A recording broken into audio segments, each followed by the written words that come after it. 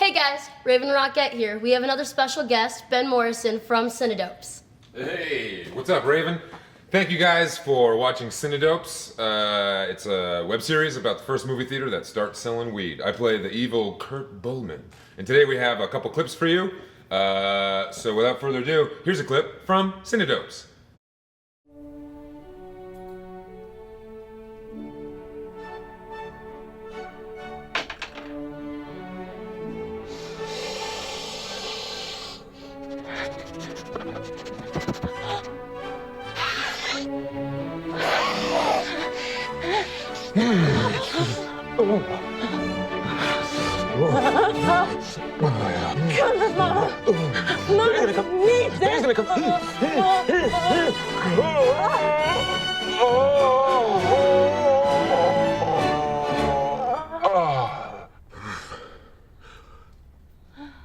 You can go.